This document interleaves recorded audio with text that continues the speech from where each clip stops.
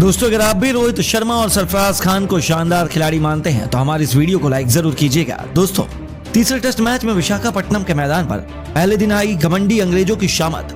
गुस्से में बौखलाए कप्तान रोहित ने तहलका मचाते हुए शतक नहीं, दोहरा शतक जड़कर रच दिया इतिहास। तो उनका साथ निभाते हुए डेब्यूटेंट सरफराज के साथ अक्षर और गिल ने भी एक नया कीर्तिमान स्थापित कर दिया। तो आखिर कैसे रोमांचक तीसरे टेस्ट के पहले दिन ही भारतीय टीम ने बना डाले 550 से अधिक रन? कैसे इतिहास में पहली बार एक ही दिन में लगे 3 तूफानी शतक? किस खिलाड़ी ने बनाए कितने रन और कौन शतक बनाकर खेल रहा है?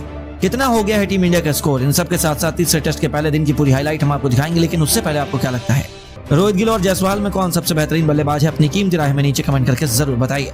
दोस्तों, टीम इंडिया ने दूसरे टेस्ट मैच में कब्जा कर 1-1 से टेस्ट सीरीज में बराबरी कर ली। इसके बाद बारी थी अब तीसरे टेस्ट मैच की, जिसके लिए राजकोट का मैदान पूरी तरीके से तैयार था इस ऐतिहासिक मुकाबले का गवाह बनने के लिए। इस मुकाबले में प्लेइंग 11 में भी कई बड़े बदलाव किए गए। तो आखिरकार सरफराज खान को टीम इंडिया के लिए डेब्यू करने का मौका मिला और उन्होंने पहले दिन ही साबित कर दिखाया कि उन्हें अब तक भारतीय टीम से बाहर रखना कितनी बड़ी गलती थी। इस मुकाबले में जब सिक्का उछाला गया तो टॉस के बॉस बने कप्तान रोहित शर्मा और उन्होंने आंखें मूंद कर पहले बल्लेबाजी करने का फैसला किया। एक बार फिर सफेद जर्सी में इन्फॉर्म कप्तान रोहित के साथ यशस्वी जायसवाल की तूफानी जोड़ी अपने बल्ले से गदर मचाने के लिए मैदान में उतर चुकी थी। दोस्तों, जहां भारतीय फैंस को उम्मीद थी कि ये दोनों शुरू से ही आक्रामक रुख अपनाएंगे, लेकिन शुरुआती कुछ ओवरों में तो दोनों बल्लेबाजों को रन बनाने में काफी स्ट्रगल करना पड़ रहा था। यहाँ तक कि पूरा हिंदुस्तान उस वक्त दंग रह गया जब यशस्वी जायसवाल को बिना खाता खोले ही जेम्स एंडरसन ने क्लीन बोल्ड कर टीम इंडिया को पहला झटका दिया। उनके आउट होने के बाद अब पिछले मैच के शतक भी टीम इंडिया को संभालने के लिए उतर चुके थे। इंग्लैंड टीम पूरी तरीके से भारत पर हावी थी, लेकिन थोड़ी देर नजरें जमाने के बाद इन दोनों बल्लेबाजों ने शुरू किया अपना काउंटर अटैक। रोहित ने रूट की गेंद पर कट शॉट से चौका बटोरकर अपने तेवर इंग्लैंड को दिखाने शुरू कर दिए और दूसरी तरफ गिल ने भी मिड विकेट के ऊपर से खतरनाक छक्के से अपनी पारी का आगाज किया था। वह अपनी फॉर्म की तलाश में लग गए। फिर इन दोनों खिलाड़ियों ने पीछे मुड़कर नहीं देखा। क्लासिकल टेस्ट मैच के अंदाज में दोनों खिलाड़ियों ने अपनी शुरुआत की, संभलकर बल्लेबाजी करते हुए अर्धशतकी पार्टनरशिप बनाई और देखते ही देखते 18वें ओवर की आखिरी गेंद पर टॉम हॉटले के खिलाफ आगे बढ़कर रोहित ने बेहद शानदार अंदाज में छक्के से न सिर्फ 50 पूरा किया बल्कि गिल के साथ शत की पार्टनरशिप को भी अंजाम दिया। इन दोनों खिलाड़ियों के बीच साझेदारी को तोड़कर पहले सेशन में इंग्लिश खिलाड़ी निकाल नहीं पाए। गिल ने भी अपने कप्तान का बखूबी साथ निभाया और इस खिलाड़ी ने भी अपने अर्धशतक के आंकड़े को पार कर लिया।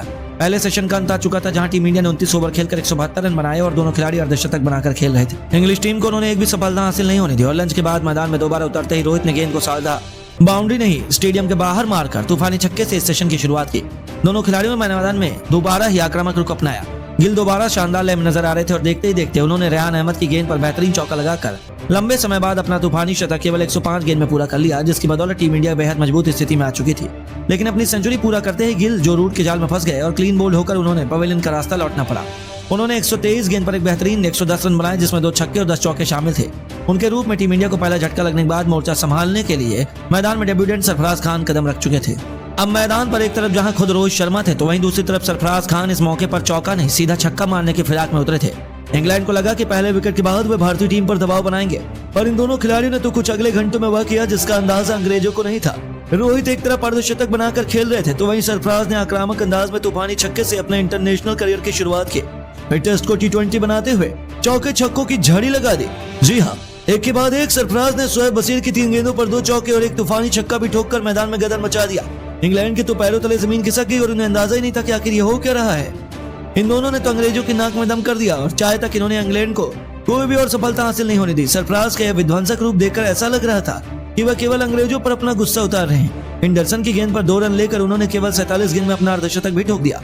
भारतीय टीम ने टी ब्रेक तक 382 रन बना लिए और सरफराज 80 रन बना चुके थे। लेकिन दोस्तों, जलवा अभी तो कप्तान रोहित ने दिखाया था, जिन्होंने केवल अपना शतक पूरा किया बल्कि 148 रनों के स्कोर तक भी पहुंच गए। चाय के तुरंत बाद वापसी करते एक बार फिर रोहित ने 8 मैन वाले अवतार में शानदार पुल शॉट से छक्का बटोरकर 150 रनों का जादुई आंकड़ा पार किया, जिस पर पूरे स्टेडियम में खड़े होकर तालियां बजाई। वहीं उनके साथी सरफराज को रोक पाना भी इंग्लैंड के बस की बात नहीं हो पाई। रोहित से कंधा मिलाते हुए होनहार खिलाड़ी ने शानदार चौके से अपना लाजवाब शतक केवल 122 गेंदों में पूरा कर लिया। वह अभी जो रूट की गेंद पर मिड विकेट के ऊपर से तूफानी छक्का जड़कर और अपने सपने को साकार कर दिखाया था, जहां डेब्यू में शतक जड़ने वाले दिग्गजों की सूची में उनका नाम सुनहरे अक्षरों में शुमार हो गया था, जिस पर पूरे स्टेडियम ने खड़े होकर तालियां बजाई और इन दोनों ने इंग्लैंड की शामत ला दी। हालांकि एक बार फिर वही हुआ जिसका डर था। शतक पूरा करते ही सरफराज भी गलती कर बैठे और 106 रन बनाकर उन्हें वापस जाना पड़ा। तब जाकर इंग्लैंड ने रोहित को थोड़ी सांस ली। यहाँ तक कि उनके आउट होने के बाद बल्लेबाजी करने आए अय्यर भी केवल 9 रन बनाकर चलते बने। टीम इंडिया दबाव में नजर आ रही थी, लेकिन अब इंग्लैंड की उम्मीदों पर यमराज बनकर टूट पड़े थे पटेल, जिन्होंने आते ही गेंदबाजों पर बिल्कुल रहम नहीं किया। इंग्लैंड के कप्तान बेन स्टोक्स ने उन्हें आउट करने के लिए हर एक रणनीति अपना ली और उसमें रोहित और अक्षर टस से मस होने का नाम नहीं ले रहे थे। देखते ही देखते अक्षर ने केवल 39 गेंद पर अपना अर्धशतक पूरा किया और हर किसी के होश उड़ा दिए। उनका बल्ला आज बोला नहीं बल्कि दहाड़ रहा था। और कप्तान रोहित के साथ मिलकर उन्होंने टीम इंडिया को एक इतने बड़े टोटल तक पहुंचा दिया जहां तक पहुंच पाना इंग्लैंड के लिए अभी से नामुमकिन लग रहा था। कप्तान रोहित ने जो रूट की गेंद पर बेहतरीन चौके से अपना दोहरा शतक ठोक दिया और लंबे समय बाद वह अलग ही मूड में थे। वह रिकॉर्ड पर रिकॉर्ड तोड़ते जा रहे थे और कप्तान की इस उपलब्धि पर पूरा स्टेडियम रोहित के नारों से गूंज उठा। उसके बाद भी रुकना क्या होता है ये तो उन्होंने सीखा ही नहीं। पूरे दिन का खेल खत्म होने तक उन्होंने इंग्लैंड को कोई और सफलता हासिल नहीं होने दी। इन दोनों खिलाड़ियों ने इंग्लैंड के गेंदबाजों की धज्जियां उड़ाते हुए पहले दिन का खेल खत्म होने तक टीम इंडिया को 2 विकेट के नुकसान पर 561 रनों तक पहुंचा दिया, जो हिंदुस्तान की धरती पर एक विश्व रिकॉर्ड है। जी हां दोस्तों, पहले दिन ही टीम इंडिया ने इतना बड़ा स्कोर बनाकर इंग्लैंड को मुकाबले से बाहर करने की पूरी तैयारी कर ली है। जहां कप्तान रोहित 242 रन बनाकर नाबाद रहे तो इस दौरान उन्होंने 9 खौफनाक छक्के 20 बेहतरीन चौके भी लगाए। वहीं अक्षर ने भी इंग्लैंड को खून के आंसू रुलाए थे। 92 रनों की अपनी यादगार पारी को अक्षर ने 6 खतरनाक चौकों 4 खौफनाक छक्कों से सजाया था। और इस प्रैक्टिस टेस्ट के पहले दिन का विध्वंस देखने के बाद पूरी दुनिया अभी भी हैरान है कि टेस्ट क्रिकेट में ऐसी भयंकर बल्लेबाजी भी की जा सकती है। लेकिन दोस्तों, आपको क्या लगता है रोहित शर्मा, शुभमन गिल और सरफराज खान में कौन तीसरे टेस्ट मैच में शतक लगाएगा? अपनी कीमती राय में नीचे कमेंट बॉक्स में जरूर बताइए और ऐसी शानदार खबरों के लिए चैनल को सब्सक्राइब जरूर करें। धन्यवाद।